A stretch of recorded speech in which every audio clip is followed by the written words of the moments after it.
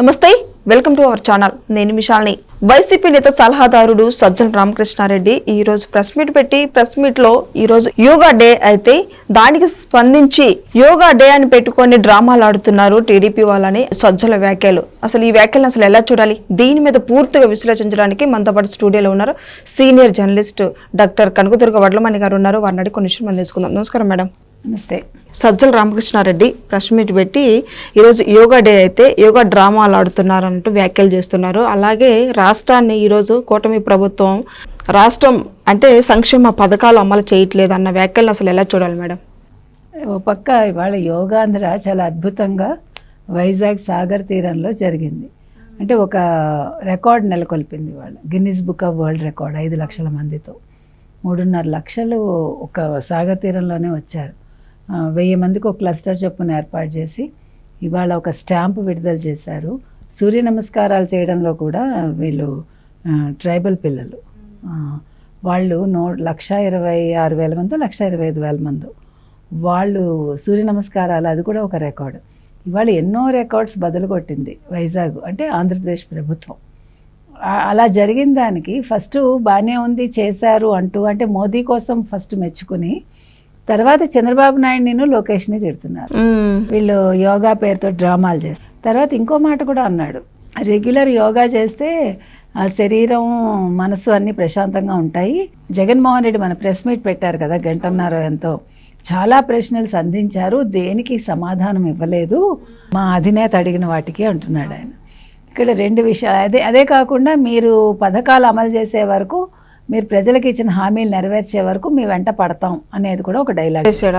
మొన్న జగన్మోహన్ రెడ్డి గారు ఏం చేశారండి, రప్పా నరుకుతామని ఒక ఫ్లెక్సీ వాళ్ళ ఆయన పర్యటనలో అక్కడ వెలిస్తే ఎవరో ప్రశ్నిస్తే దాని మీద మంచిదేగా అన్నాడు. రప్పా నరుకుతామని పెడితే మంచిదేగా అంటే దాని అర్థం ఏంటండి? అంటే ఒక ముఖ్యమంత్రిగా పనిచేసి ఒక ఎమ్మెల్యేగా ఉన్న వ్యక్తి ఆ రకంగా వ్యాఖ్యలు చేస్తే దాని మీద ఈయన అంటాడు, సజ్జల, ఆంధ్రజ్యోతి, ఈనాడు వీళ్ళందరూ కూడా అట్లా రాశారు, అసలు మా పార్టీకి సంబంధం లేదు అంటాడు ఆయన. అసలు జగన్మోహన్ రెడ్డి గారు ఆ ఉద్దేశంతో అనలేదని.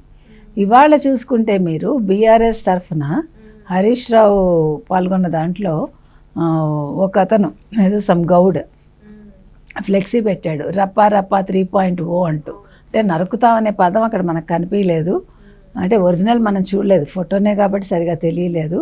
3.0 ఆయన 2.0 జగను. అంటే ఆయన మార్గంలో కేసీఆర్ నడుస్తున్నాడా, కేసీఆర్ మార్గంలో జగన్మోహన్ రెడ్డి నడుస్తున్నారా మనకు అర్థం కాలేదు. మామూలుగా గురువు మార్గంలో శిష్యుడు వెళ్తాడు, కానీ ఇక్కడ శిష్యుడి మార్గంలో గురువు వెళ్తున్నాడా, గురువు తరఫున హరీష్ రావు వెళ్తున్నాడా మనకు అర్థం కాల. అంటే ఇవాళ వీళ్ళు ఏదో బల ప్రదర్శనలు 2.0 3.0 అంటే ప్రజలు భయపడతారా? 2028 ఈయన 3.0, 2029 ఆయన 2.0 జగన్మోహన్ రెడ్డి. ఏంటండి ఇది? ఇవే చెప్పాల్సింది మీరు. ఇప్పుడు ముందు కాళేశ్వరం మీద మీరు మాట్లాడండి, ఫోన్ ట్యాపింగ్ మీద బీఆర్ఎస్ వాళ్ళు సమాధానం ఇవ్వాలి, ముఖ్యంగా కేసీఆర్ ఇవ్వాలి. వాళ్ళు ప్రభాకర్ రావు నోరు విప్పాలి, ఇంకా విప్పల, ఆయన సహకరించట్లేదు అస్సలు సిట్ వాళ్ళకి. అందుకని అంటే ఇవాళ ఎందుకు చెప్తున్నామంటే ఇది, ఇప్పుడు మా జగన్మోహన్ రెడ్డి గారు అడిగిన ప్రశ్నలకి సమాధానం ఇవ్వలేదన్నారు కదా, జగన్మోహన్ రెడ్డి అసలు ప్రతిపక్ష నేత కాదు కదా. ఆయన అసెంబ్లీకి వచ్చి ఏమైనా ప్రశ్నలు సంధించారా? లేదు కదా. ఆయన నియోజకవర్గానికి వెళ్ళగలుగుతున్నారా? లేదు కదా. నియోజకవర్గంలో ఆయన ప్రజల్ని కలుస్తున్నారా? లేదు. సో అంటే మీరు ఒక ఎమ్మెల్యేగా ఉండి మీ ప్రజల దగ్గరికి వెళ్ళి మీరు పలకరించారు, మీ నియోజకవర్గంలో మీరు తిరగారు, ప్రజల సమస్యలు తెలుసుకోరు. మరి మీరు ఇంకా ఎమ్మెల్యే ఏంటి? మీరు అడిగితే మీరు ఎవరని చెప్పి చంద్రబాబు నాయుడు గారు సమాధానం ఇవ్వాలి? మీరు ఎక్కడో మీ ఇంట్లో ప్రెస్ మీట్ పెట్టుకుంటే దానికి ఈయన సమాధానం ఎందుకు ఇవ్వాలి? ఒక ముఖ్యమంత్రి ఇవ్వరు కదా. ఇప్పుడు మీరు ప్రెస్ మీట్ పెట్టుకుంటే ఎంతో, నేను ఇంట్లో ప్రెస్ మీట్ పెట్టుకుంటే ఎంతో, జగన్మోహన్ రెడ్డి ఇంట్లో ప్రెస్ మీట్ పెట్టుకున్నా అంతే. జగన్మోహన్ రెడ్డి ఒక ఎమ్మెల్యేగా అక్కడికి వచ్చి, ఎక్కడికి అసెంబ్లీకి వచ్చి ఆయన పార్టీ కార్యాలయంలో ఒక ప్రెస్ మీట్ పెడితే అప్పుడు చంద్రబాబు నాయుడు గారు ఆన్సర్ ఇవ్వాలి. చంద్రబాబు నాయుడు గారు కూడా ఇవ్వరు, ఆ కన్సర్న్ మినిస్టర్ ఇస్తాడు. ఇప్పుడు చంద్రబాబు నాయుడు గారు అడిగితే మీరు సమాధానాలు ఇస్తారు? ఇవ్వరు కదా. కన్సర్న్ వాళ్ళు ఇస్తారు. ఫస్ట్ అది తెలుసుకోవాలి. వాళ్ళు ప్రజల్లోకి వెళ్ళడానికి మీకు దమ్ము ధైర్యం లేదు, మీకు భయం, మీ ప్రాణాలకు ఏమైపోతుందో అని. ప్రజలకి మంచి చేసిన వాళ్ళని ప్రజలు ఏమీ చెయ్యరు. వాళ్ళకి Z+ కేటగిరీ అక్కర్లేదు. చంద్రబాబు నాయుడు అంటే వేరే విషయం, ఎందుకంటే అలిపిరి సంఘటన జరిగింది కాబట్టి ఆయనకి నక్సల్స్ థ్రెట్ ఉంది కాబట్టి ఆయనకి Z+ కేటగిరీ, లేకపోతే ఆయనకు అవసరం లేదు. కానీ జగన్మోహన్ రెడ్డికి అలా ఏమీ లేవు కదా, మరి ఎందుకంత భయం? కాబట్టి ఇవాళ సజ్జల ప్రెస్ మీట్ పెట్టడం ఏంటి? సజ్జల ఒక కన్వీనరు పెట్టారు, గతంలో ముఖ్యమంత్రి కాకపోయినా ముఖ్యమంత్రి హోదాలో ఆయన ప్రెస్ మీట్స్ పెట్టారు.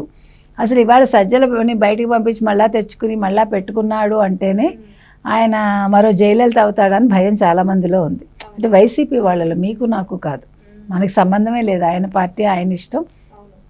సజ్జల ఆయన మనిషి, ఆయనకి ఇష్టమైతే పెట్టుకుంటారు లేకపోతే తీసేస్తారు. కానీ అంటే ఉంటారు కదా వాళ్ళ అభిమానులు, వాళ్ళు అనుకున్నారు.